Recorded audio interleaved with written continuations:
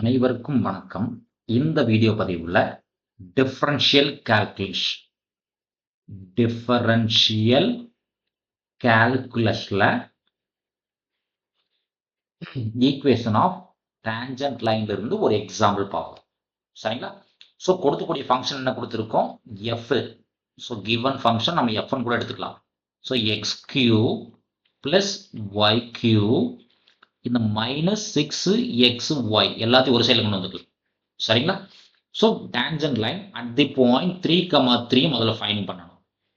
So equation of tangent லைனுக்கான definition இல்லை formula தெரிஞ்சிருக்கணும்.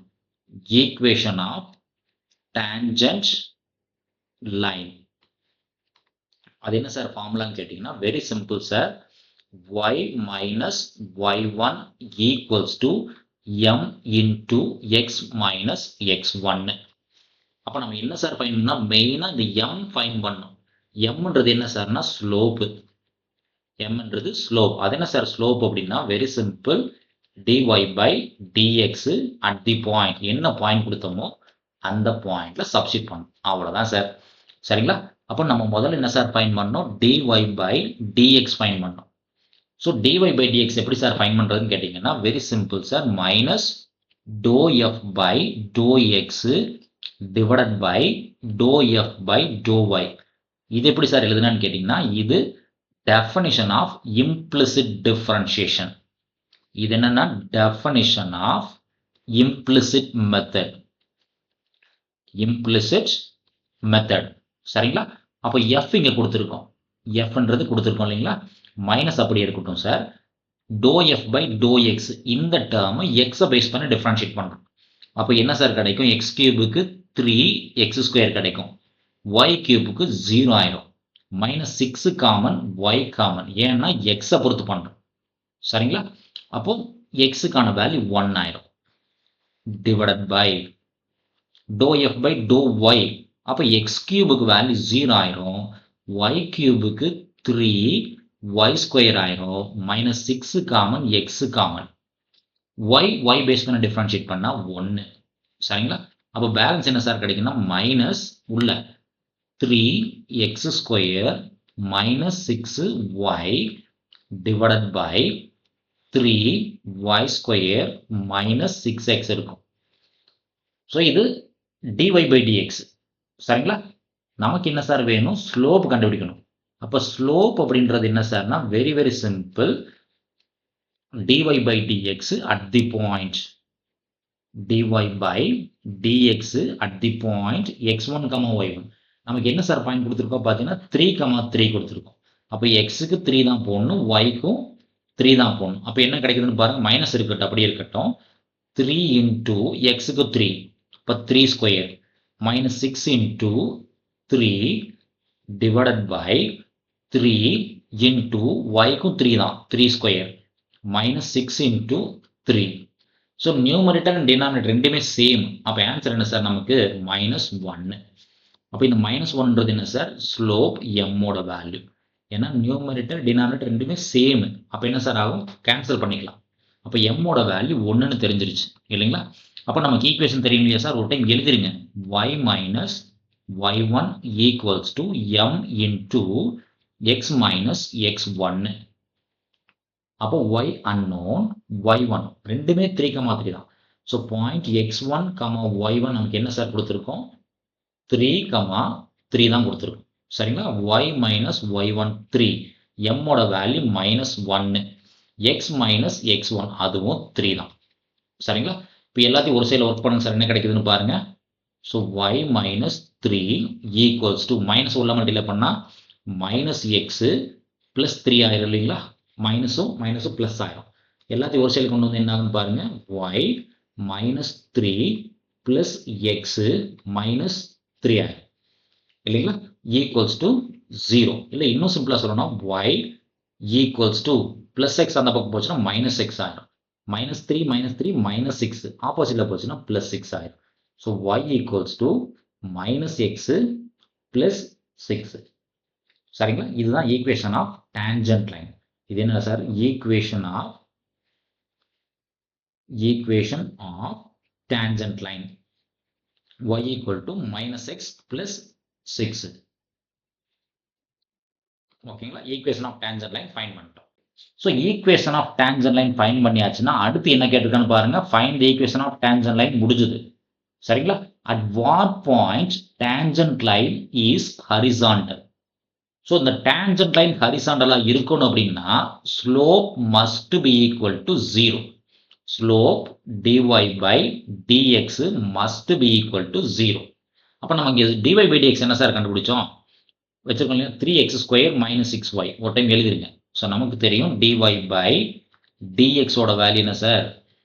மைனஸ் வெளியே இருக்கட்டும், 3x² minus 6y divided by 3y² minus 6x.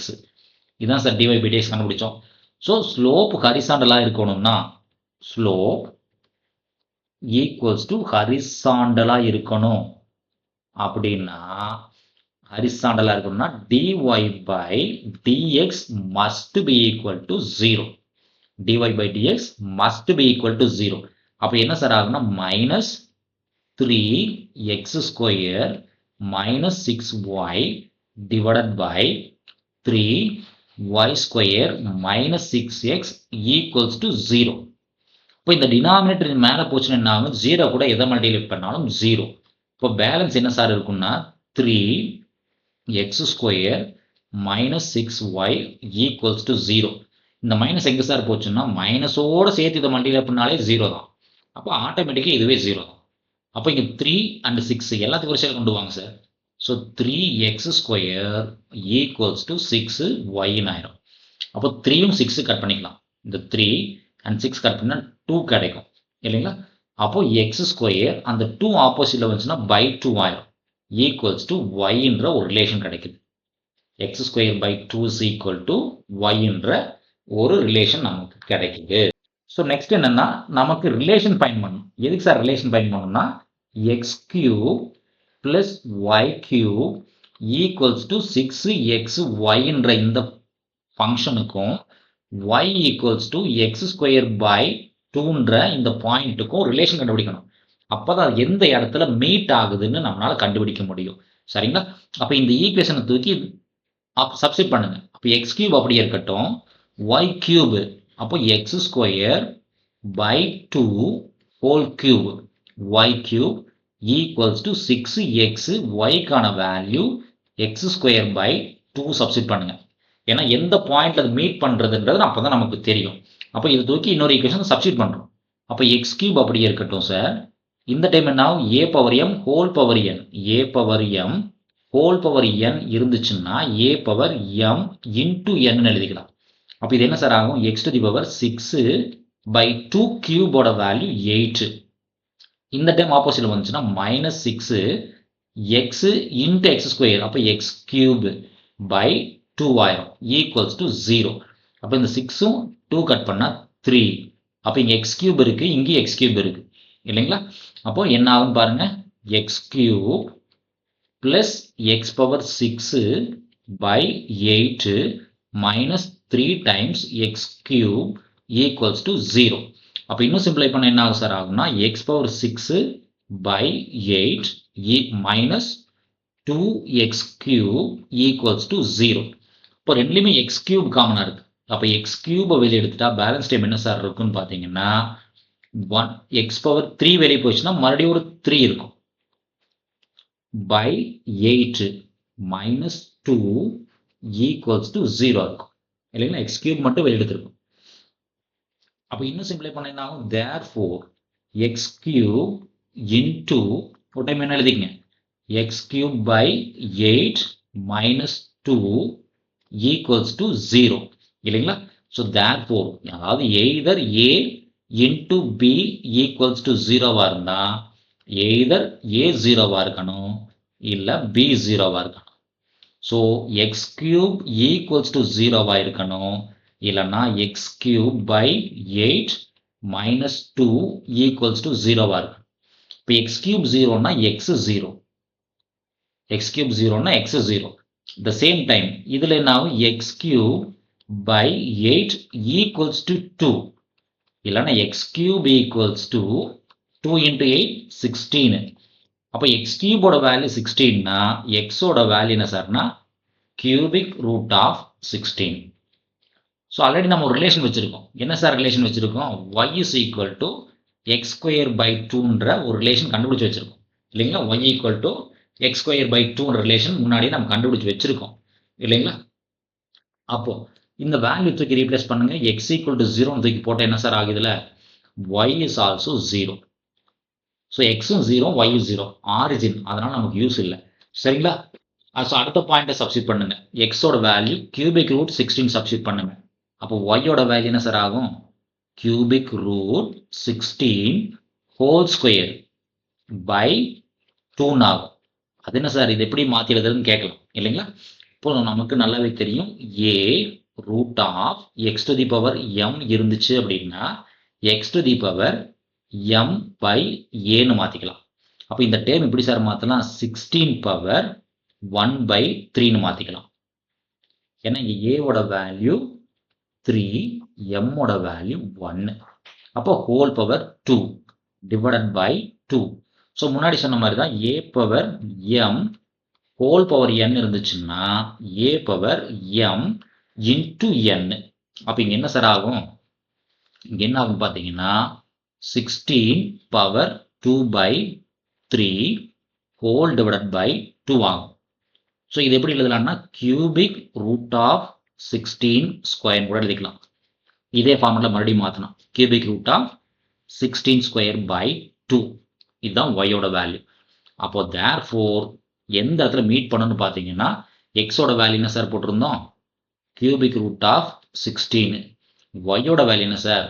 Cubic root of 16 square by 2. இங்கே தான் சார் மீட் பண்ணோம் சரிங்களா? நமக்கு தேவையான பாயிண்ட் இந்த பாயிண்ட் தான். ஓகேங்களா? நன்றி. மீண்டும் இன்னொரு வீடியோ பதிவில் பார்ப்போம். இந்த வீடியோ நம்ம கிளாஸ் எடுக்கக்கூடிய இந்த மெத்தட் உங்களுக்கு பிடிச்சிருந்துச்சுன்னா நம்ம வீடியோவை லைக் பண்ணுங்கள், ஃப்ரெண்ட்ஸுக்கு ஷேர் பண்ணுங்கள், கமெண்ட்ஸ் பண்ணுங்கள். தேங்க்யூ. மீண்டும் இன்னொரு வீடியோவில் பார்ப்போம். நன்றி.